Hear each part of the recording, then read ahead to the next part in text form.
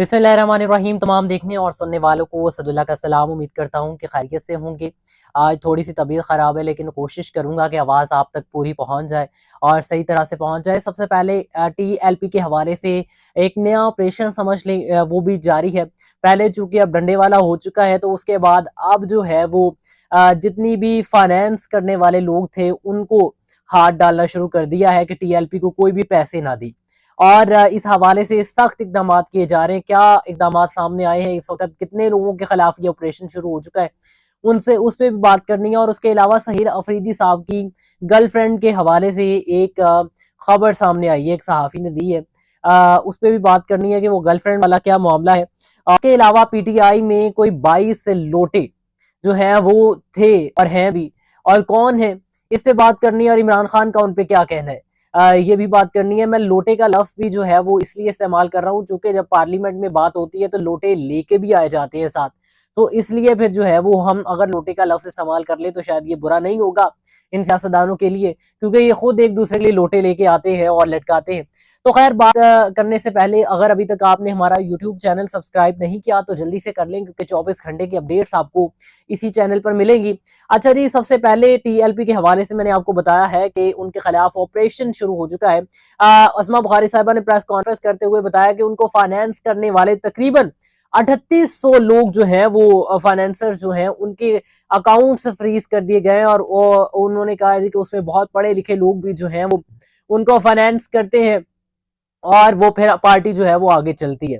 अब देखें कि यहाँ पे मैं थोड़ी सी बात ऐड कर दूं कि कोई भी पार्टी है वो अपने सर पे तो नहीं चल रही होती, फाइनेंस तो कोई ना कोई करता ही होता है। अच्छा, मैं ये चीज डिफेंड नहीं कर रहा कि टीएलपी ने यहाँ पे क्या कुछ किया है, वो सही किया या नहीं सही किया, इस चीज को नहीं, बल्कि मैं इस चीज की बात कर रहा हूँ कि जितने भी फाइनेंसर्स होते हैं वो पार्टी को फाइनेंस करते ही करते हैं। आप पीटीआई की बात करके देख लें, जहांगीर तरीन लोग, और उसके बाद आप जो है वो अगर नून लीग की बात कर ले तो मियां मंशा और दिगर इस तरह के लोग जो हैं वो शामिल होते ही होते हैं जो कि करते हैं फाइनेंस। तो खैर, 3800 लोगों को जो है वो इतना बड़ा वो कहती है कि नेटवर्क है, उनको मुंजमद यानी फ्रीज कर दिया गया है। और अगर मजीद वो करते हैं तो फिर उनके खिलाफ दहशत गर्दी के मुकदमे जो है वो दर्ज होंगे।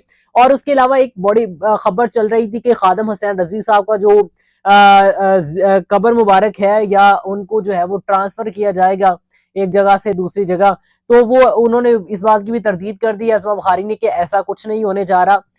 किसी की कब्र को जो है वो एक जगह से दूसरी जगह मुंतकिल नहीं किया जाएगा। अलबत्ता वहां पर जो चंदा इकट्ठा किया जाता है उसके नाम पे या दिगर इस तरह की चीजें की जाती हैं तो वो वहां पे नहीं चलेंगी। इससे पहले आपको पता है कि ऑपरेशन तो हो चुका है टीएलपी के खिलाफ, और अभी तक खादम हुसैन रजी के बेटों का भी कुछ अता पता नहीं है, जबकि वो कह रही है कि हमने ट्रेस कर लिया। जिस तरह से पिछली दफा उन्होंने आके कह दिया, पुलिस के जराये बता रहे थे कि उनको ट्रेस कर दिया गया है, लेकिन सामने कोई ना टीएलपी के लोग ला सके उनको, उनके दोनों बेटों को, ना ही पुलिस ला सकी थी। और अब फिर जो है वो अस्मा बुखारी साहिबा कहती हैं कि उनको ट्रेस कर लिया गया। अब देखिए कि वो कितनी जल्दी आवाम के सामने आते हैं और खैर खैरियत से आते हैं या किस तरह से आते हैं, ये भी अभी देखना बाकी है।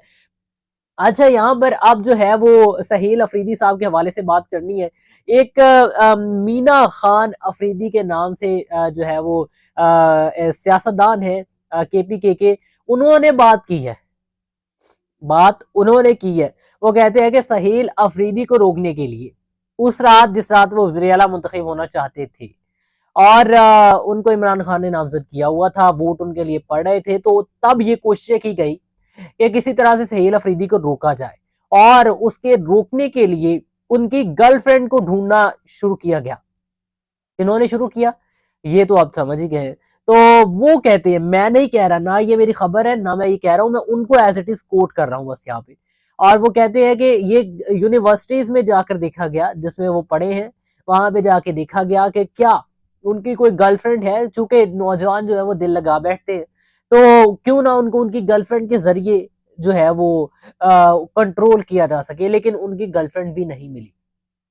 हैरत की बात है, अगर ऐसा हुआ तो बड़ा बेफजूल सा है, लेकिन ऐसा कौन करेगा, मुझे नहीं समझ लगती कि ऐसा कोई करने की कोशिश भी करेगा, या कोई ऐसा शख्स जो गर्लफ्रेंड रखता हो उसके निकाह में भी ना हो और वैसे ताल्लुकात हो, तो वो इतनी बड़ी सीट के लिए अपनी गर्लफ्रेंड जो है वो, या उस तरह का, ये तो फिल्मी सीन लगता है, ऐसा तो नहीं हो सकता। मुझे नहीं लगता कि वो अपनी गर्लफ्रेंड के लिए इतनी बड़ी सीट की कुर्बानी दे रहे थे। खैर, वो भी कहते हैं कि नहीं मिली। और उसके अलावा अब आपको पता है कि जैसे जैसे सईद अफरीदी में पुराने होते जाना है तो नई नई स्टोरियां उनके बारे में सामने आनी है जो कि पहले छुपी हुई थी। आज हम नई स्टोरी ये आ रही है कि जुनेद अकबर साहब को मुकद्दस फारूक अवान इन सहाफिया का नाम है, फीमेल है ये, इन्होंने खबर दी है कि ये जुनेद अकबर साहब जो है ये इमरान खान के पास गए और इन्होंने जाकर कहा कि अगर हम वजीर आला को तब्दील करेंगे तो 22 लोग ऐसे हैं, 22 लोटे ऐसे हैं जो कि हमें छोड़ जाएंगे।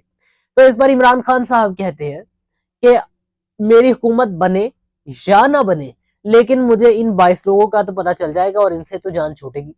यानी कि इमरान खान इस हद तक जो है वो जा सकते हैं अपनी पार्टी में अपने लोगों के लिए और अपनी ही पार्टी के सियासतदानों के खिलाफ। यानी कि अगर कोई इंक्वायरी होती तो बगैर इंक्वायरी के साफ शफाफ तो ये वो सब कुछ छोड़ के वो सीधा सीधा उनको उतार देते और पीटीआई से उनको अलग कर देते, जैसे कि मौजूदा सूरत हाल में अली अमीन गंडापुर साहब हुए।